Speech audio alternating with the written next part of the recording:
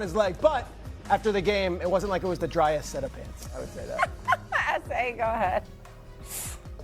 Well, first of all, a couple of things. Number one, you know what, the show, contrary to what RC is portraying, is not just about me. If it was just about me, we wouldn't be number one. We're number one because it's about everybody. It's about everybody. I don't mind sharing the wealth. That's number one. Let's get that out the way first. Number two, okay, having said all that, I don't mind sharing the wealth at all, man. I got number love for y'all. But let me say this.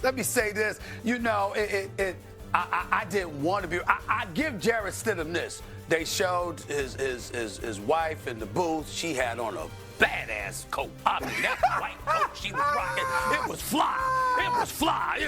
I just got to say that. I mean, damn. I'm like, go ahead, bro. I mean, that badass coat. You know, it really was. You know what I'm saying? It was really was. And that was definitely a starter wife coat for sure. No doubt about it. My wife ain't got that. I mean, it was spectacular. Now we know that Dan Orlovsky would never do it. He'd never buy his wife something like that because he's too damn cheap. But that's a different subject for another day. Here's the reality, okay? Here's the reality. Listen, there was no knocking, and I want to make sure that I'm clear to Jarrett Stidham and the wife with the fly coat and the whole nine. I wasn't trying to imply that Jarrett Stidham couldn't play. What I was saying is this is the National Football League. You hadn't thrown a pass in the NFL in 2 years, and the first time we see you is in an AFC championship game. You damn right New England better not have lost that game. You damn right. And the bottom line is this. Those two pivotal turnovers on him is ultimately what cost it. We know that's a fumble right there. Should have been a touchdown. You know, shouldn't have been where the ball was spotted, but it didn't matter because Drake May ran it in, and we understand that. And then at the end of the game, he threw the interception to Gonzalez. But in the end, listen, I feel bad because nobody looked good in that second half. Nobody could do anything in that weather. I mean, my God, it was hard watching it on television. So it wasn't ideal circumstances to really judge him, in all fairness to you, Peter, and Dan and everybody else. It's like, I'm not going to judge the brother like that. Those were some horrid conditions in the second half to be playing under.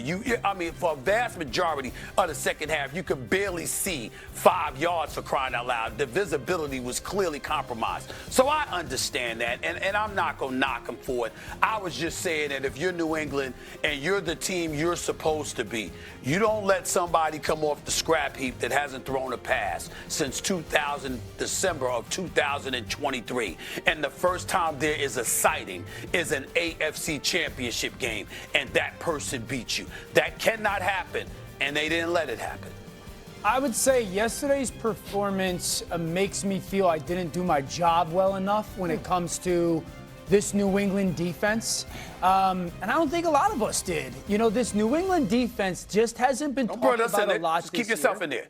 No. It hasn't been talked a lot about this year. And I don't know why. Like, this defense, and I understand, like, Chargers offensive line beat up. The Houston offensive performance, CJ played bad. Yesterday, you're a backup quarterback. But this felt a lot like the early 2000s. There's not a lot of, like, the national names on this defense. But when you watch him play, Marcus Jones was sensational yesterday. I think he has the play of the game. Barmore, great. Milton Williams is a highly paid defensive tackle, but I don't think he's in when you ask people who's the best defensive tackle in football, people aren't saying Milton Williams. Spillane was awesome again. The corners are great. And I just didn't see this defense in New England dominating throughout the course of the season the way they have in the playoffs. They have been dominant. They could still be playing that game in Denver. I don't think Denver would have scored. They gave up 56 yards on the final 8 drives. 56 yards. 3 first downs. 56 on the final 8 drives. And so it's a shout out to New England's defense, and it's on me that we're too late to the party with this defense. I just did not see this defense dominating the way that they have these playoffs. I think it's more a little bit to that rather than just Stidham definitely plays its part, but just that. Well, the first thing, though, when we're talking about Jarrett Stidham, it ain't like Drake May lit it up. 100%. Right? In many ways, he was better to me than Drake May, outside of Drake May's utilization of his legs. Yeah. And so this isn't a Jarrett Stidham thing. And on the defense, they actually weren't this during the season. Like, I don't know how we missed it. It's not a miss. Things changed when Milton Williams came back healthy. Spillane being full go changed this defense. And the Zach Kerr decision to become a pressure team.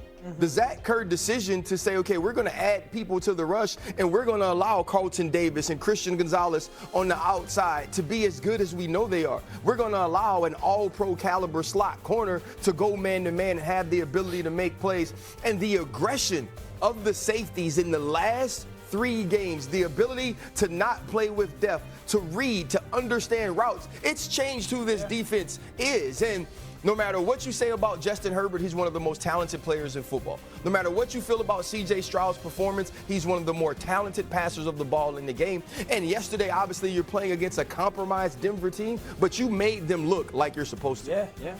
Final word. I just want to say one thing, RC. Let's not forget this, though. Like I said, we're not going to pour, salt on the wound of Jarrett Stidham. We understand the conditions. We understand what he was playing under. We get that part.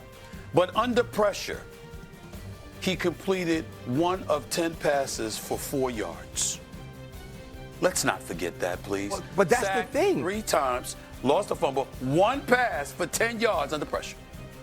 Yeah, but I think We can at least say that. Yeah, I think Dan said that Thursday, though, that when he was clean, he is talented. He's good enough.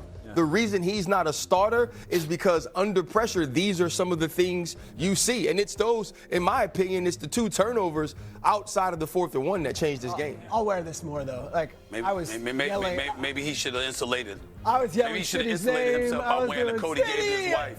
Stiddy. Yeah, Cam Newton wasn't- said it too when he going played to with him. Yeah, that's true. Cam Newton said it too when he was on the show. When he played with him, he's like, he knows that playbook inside and out, but it's the unknowns that come at him sometimes where things go awry, and that happens. He's only given up 26 points so far in the playoffs. But let's go back to something Sean Payton talked about after that game, and it was one of the biggest takeaways